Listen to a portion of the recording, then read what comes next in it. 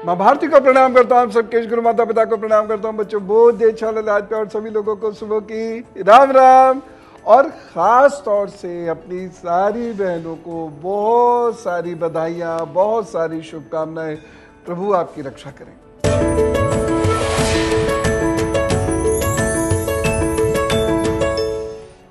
आज राखी के त्योहार पर ग्रहण है, ग्रहण लगा हुआ है, तो हम ग्रहण की बात करेंगे। हालांकि मैं आपको राखी किस वक्त बांधनी है इसका मुहूर्त बता चुका हूं ना, याद है? 11:06 तक भद्रा है, इसलिए 11:06 तक आप रक्षाबंधन नहीं करेंगे। तो 11:06 से शुरू करके फिर 1:42 तक, हाँ एक आध मिनट प्लस माइनस अलग बात है, लेकिन 1:42 के बाद फिर आप राखी नहीं बांधेंगे। हाँ, यदि आप अपने देवताओं को बांधते हैं, कुल गुरु को बांधते हैं, कुल देवता को बांधते हैं, बहुत सारे घरों में इस प्रकार का प्रयोजन होता है कि वह घर की राखी निपटा के फिर अपने जो उनके गांव आदि के मंदिर होते हैं वहां जाते हैं कुल देवता को राखी बांधने के लिए, वो तो एक अलग बात है। वह तो शाम को 19 बजे यानी 7 बजे तक आप बांध सकते हैं, लेकिन भाई बहन इस त्योहार को 1:42 तक निपटा दें, ठीक है ना?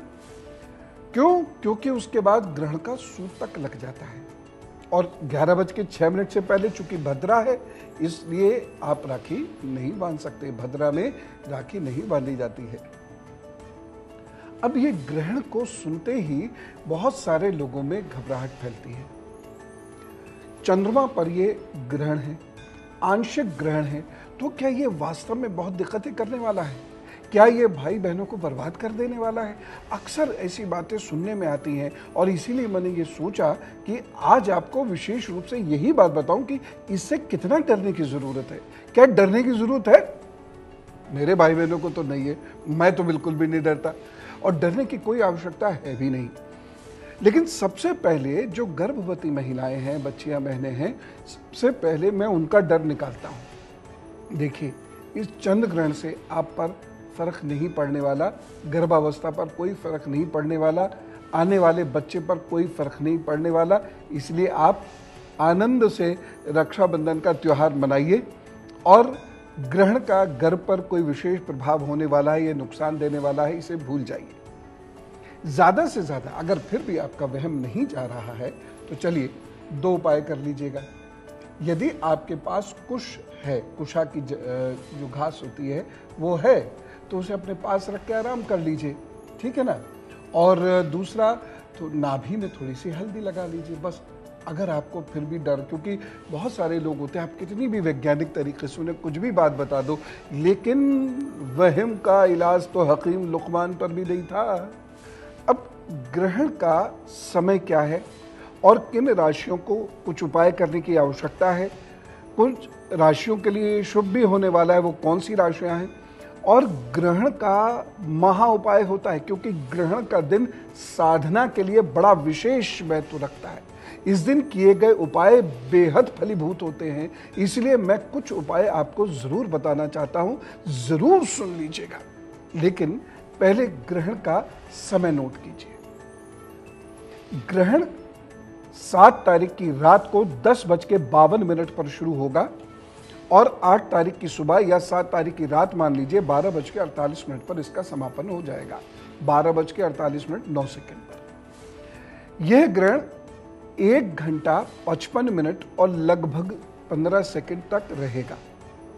यह आंशिक चंद्र ग्रहण है, यह पूर्ण चंद्र ग्रहण नहीं है, इसलिए इसका बहुत अधिक प्रभाव नहीं होगा, आंशिक प्रभाव होगा। यह तो है कि ग्रहण का प्रभाव होता है, कुछ राशियों पर यह बड़ा शुभ प्रभाव छोड़ता है, और कुछ राशियों पर यह बड़ा नकारात्मक प्रभाव छोड़ता है। चूंकि चंद्र ग्रहण की बात है, इसीलिए चंद्र ग्रहण बारिश से सीधा सीधा जुड़ा हुआ है, अतिवृष्टि से सीधा सीधा जुड़ा हुआ है, आंधी से सीधा सीधा जुड़ा हुआ है, और केवल बाहर की, संसार की, धरती की आंधी से ही नहीं, हृदय और मस्तिष्क की आंधी से, विचार की आंधी से भी यह सीधा सीधा जुड़ा हुआ है। इसीलिए जिन लोगों का चंद्रमा कमजोर होता है, या जिन लोगों के चंद्रमा पर केतु का या शनि का दुष्प्रभाव होता है, या राहु मंगल का दुष्प्रभाव होता है, उन लोगों को चंद्र ग्रहण के समय कुछ बातों का विशेष रूप से ध्यान रखना चाहिए। इन लोगों को बहुत खुश रहना चाहिए, अच्छी संगत में बैठना चाहिए, मस्ती करना चाहिए। नहीं तो ये चंद्र ग्रहण क्या करता है, दिमाग को तनाव देता है। देखिए चंद्रमा कहाँ है हमारा, हमारे मस्तिष्क के हाइपोथैलेमस में, और यह जब प्रभावित होता है तो एमिग्डाला भी प्रभावित होता है, जिसकी वजह से व्यक्ति को या क्रोध आता है या अवसाद होता है, या तो अति का उत्साह आ जाएगा और अति के उत्साह में वो होश खोकर कोई काम कर बैठेंगे, या फिर उनके अंदर जोश और उत्साह की बहुत ज्यादा कमी कर देता है, वह दुखी और उदास हो जाते हैं। ठीक, तो यह इसका एक प्रभाव होता है। दूसरा प्रभाव ये मन को चंचल करता है, जल्दबाजी में डिसीजंस दिलवाता है, धैर्यहीनता उत्पन्न कर देता है, और इसकी वजह से डिसीजंस बहुत सारे गलत हो जाते हैं। चंद्रमा का प्रभाव वनस्पति पर भी पड़ता है, और खास तौर से वह वनस्पति जो शाक की श्रेणी में आती है, सब्जियों की श्रेणी में आती है। इस चंद्र ग्रहण का वनस्पति पर प्रभाव थोड़ा सा वनस्पति को या शाक सब्जियों को महंगा करने वाला सिद्ध होगा। चंद्रमा का प्रभाव छोटे बच्चों पर भी पड़ता है। तो ये क्या प्रभाव होता है, बहुत सिंपल है, और वैसे भी ये मौसम ऐसा ही होता है, वाटर बोर्न डिजीजेस बढ़ती हैं। इसलिए छोटे बच्चों को चिकित्सीय सलाह लेकर कुछ ऑइंटमेंट वगैरह ऐसा लगा दें कि मच्छर ना काटें, क्योंकि 2-3 महीने मच्छर और पानी की बीमारियों के कारण परेशानियां होंगी। तो पूरी बाजू के कमीज और पैंट पहने, मोजे आदि पहने बच्चे बच्चियां, और साथ ही साथ डॉक्टर साहब से पूछ लीजिएगा कोई ऑइंटमेंट लगा लें तो अच्छा रहेगा। बाकी मैं एक छोटा सा उपाय आपको बता रहा हूं, यदि सब लोग नीम के पानी से थोड़ा सा स्नान कर लें या थोड़ा सा नीम शरीर पर लगा लें तो उनको डेंगू का मच्छर सताता नहीं है। और सरकार भी बार बार कहती है कि पानी कहीं इकट्ठा मत होने दीजिएगा, क्योंकि यह चंद्र ग्रहण पानी से संबंधित रोग और मच्छरों से संबंधित रोगों को बढ़ाएगा। इससे पशु पक्षी इंसान सब प्रभावित होंगे। अब ये किन राशियों के लिए अच्छा है? जी हां, चंद्र ग्रहण शुभ भी होता है, और ये किन राशियों के लिए शुभ है इसे समझिए। यह शुभ होगा मेष, सिंह, वृश्चिक और मीन राशियों के लिए। अब ये शुभ क्या होगा इनके लिए? इनको आगे आने वाले 6 महीनों में कोई अच्छी अपॉर्चुनिटी मिल सकती है, कोई रिश्ता जुड़ सकता है, इनका स्वास्थ्य ठीक हो सकता है, रोग पकड़ में आ सकता है, और जब रोग पकड़ में आ जाता है तो रोग से मुक्ति भी संभव है। रिश्ते बेहतर होंगे, कुछ रूठे हुए लोग मान जाएंगे, कहीं अच्छी यात्रा करने का मौका इनको मिलेगा। ये जरूर है खासतौर से सिंह और वृश्चिक राशि वाले लोगों के लिए कि कुछ तनाव आएगा, स्ट्रेस आएगा, घर गृहस्थी की वजह से कहीं आप परेशान हो सकते हैं, लेकिन फिर भी चीजें ठीक होंगी। इन राशि वाले लोगों को नौकरी और व्यापार में बदलाव की संभावनाएं भी दिखेंगी, और ये बदलाव 6-7 महीनों में कर भी सकते हैं। तो इनके लिए तो चंद्र ग्रहण शुभ ही हो रहा है। इसीलिए आप जो उपाय मैं बताऊंगा, एक बड़ा विशेष उपाय बताऊंगा, महा उपाय समझ लीजिएगा, और सब लोगों को चंद्र ग्रहण के दिन करना चाहिए। आपको पता है, साधक लोग हर ग्रहण पर अपनी विशेष उपासनाएं करते हैं। जी हाँ, सामान्यतः तो हम ये समझते हैं कि तांत्रिक लोग करते हैं, नहीं।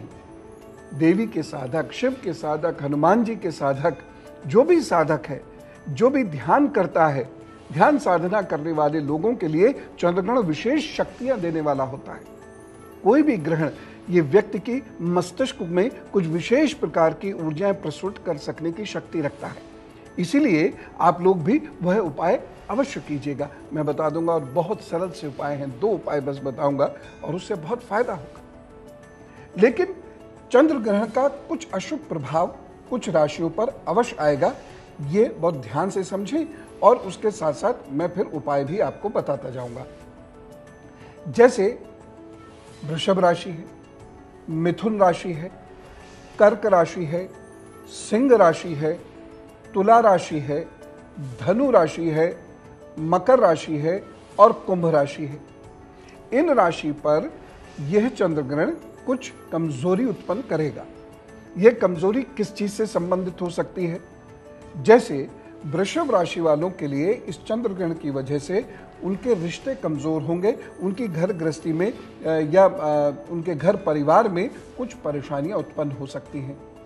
मिथुन राशि वाले लोगों के लिए व्यापार और नौकरी से संबंधित कुछ परेशानियां उत्पन्न हो सकती हैं।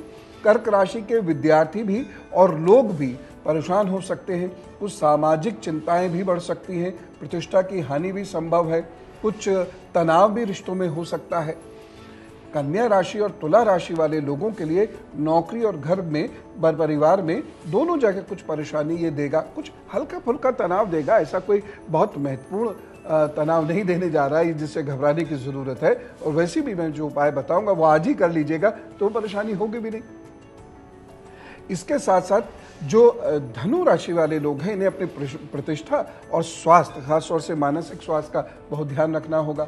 ब्लड प्रेशर आदि की समस्या यदि इनको कुछ है या रक्त संबंधी अन्य कोई व्याधि है तो जरा सा ध्यान रखें।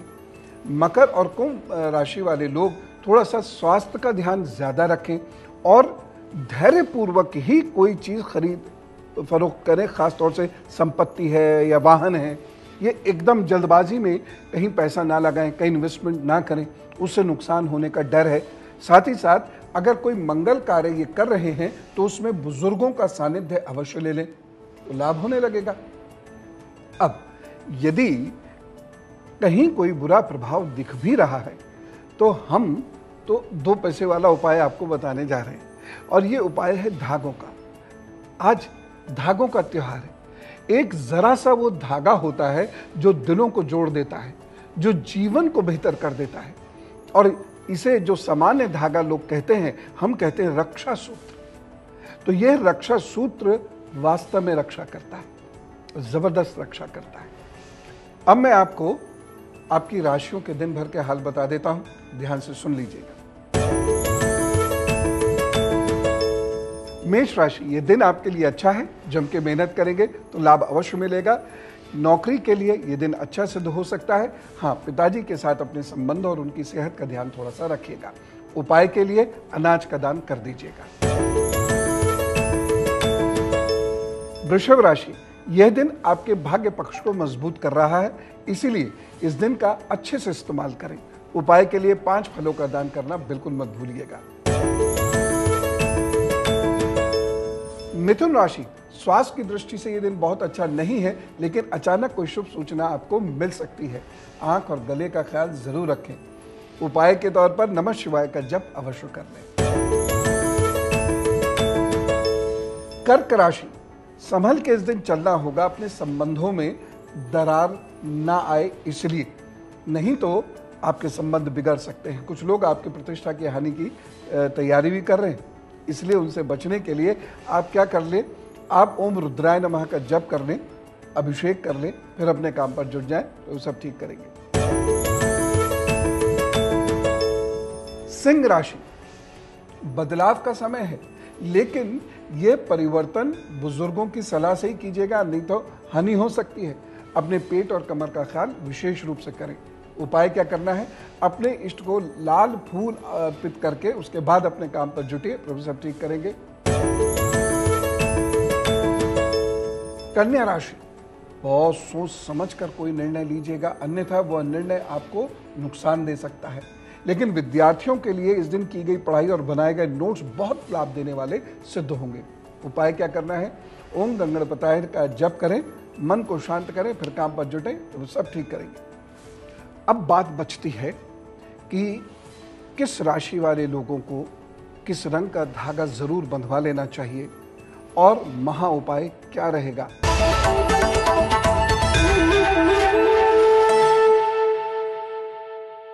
आइए, स्वागत है ब्रेक के बाद।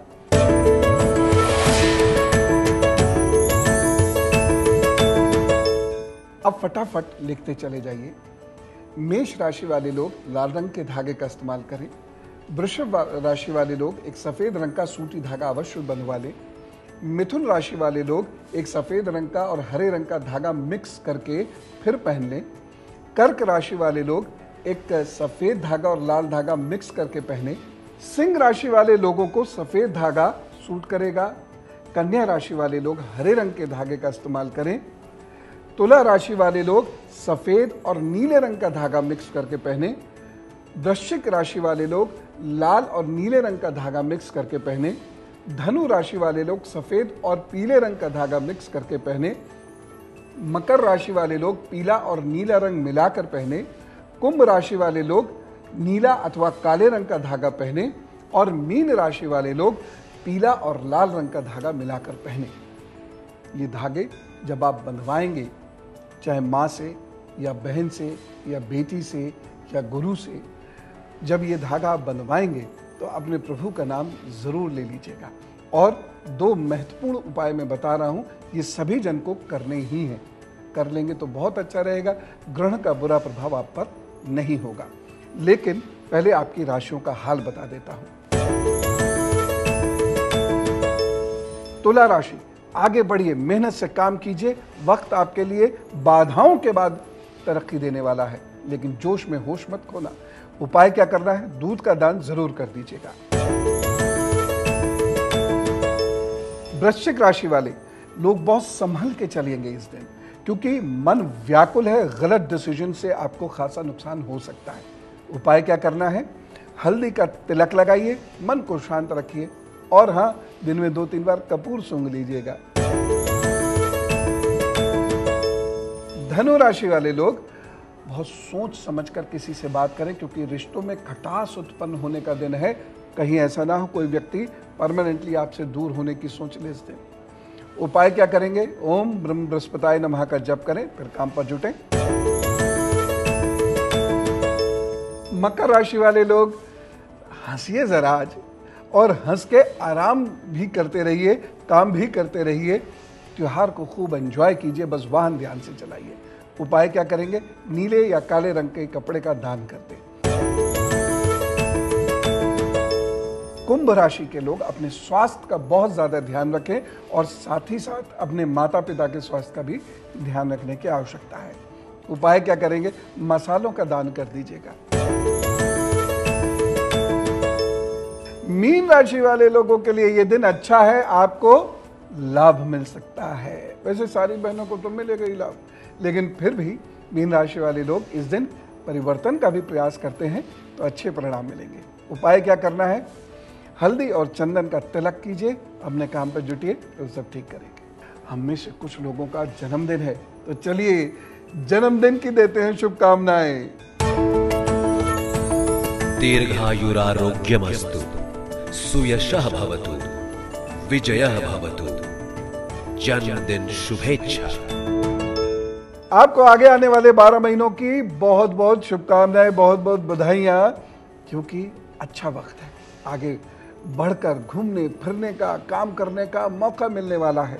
बस सेहत के लिए बहुत अच्छा समय नहीं है। और हाँ, कुछ मित्र और रिश्ते आपसे ईर्ष्या करेंगे, नुकसान करने की कोशिश करेंगे।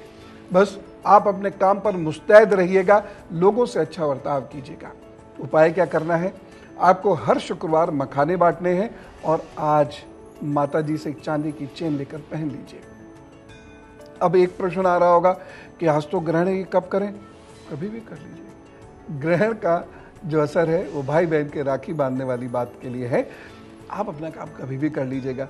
हाँ, बहुत सारे परिवारों में सूतक के समय भोजन नहीं किया जाता है, शास्त्र भी मना करते हैं, तो ये देख लीजिएगा हैप्पी बर्थडे का केक कब खाएंगे।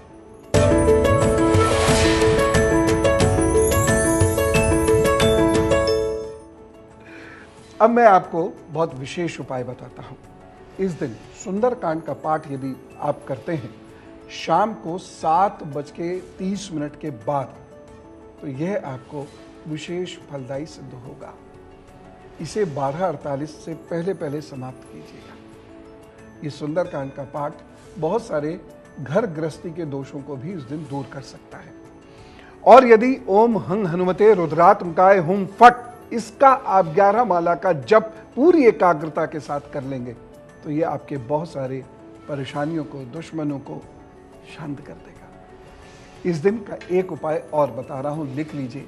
इस दिन आपको 7 प्रकार के अनाज दान में देने हैं। 7 प्रकार के अनाज दान में देने हैं। कब? 19:30 के बाद, यानी शाम को 7:30 के बाद से लेकर रात तक कभी भी दे दीजिएगा। बस, तो ग्रहण से डरने की ज़रूरत नहीं है। ये बहुत सारे लोगों के लिए शुभ भी है, और जहाँ ये परेशानी दे सकता है वहाँ मैंने उपाय बताएं। ये 2 पैसे के धागे ज़रूर हैं, लेकिन इस पर विश्वास कीजिएगा, ये अद्भुत उपाय है। मैं अपने अनुभव से आपको बता रहा हूँ। तो एक बार राखी की फिर से ढेर सारी शुभकामनाएं। आप सभी भाई बहनों का जीवन बहुत अच्छा हो, सुरक्षित हो, स्वास्थ्य बहुत अच्छा रहे आप सबका। चलता हूं। राम राम, नमस्कार, भारत माता की जय।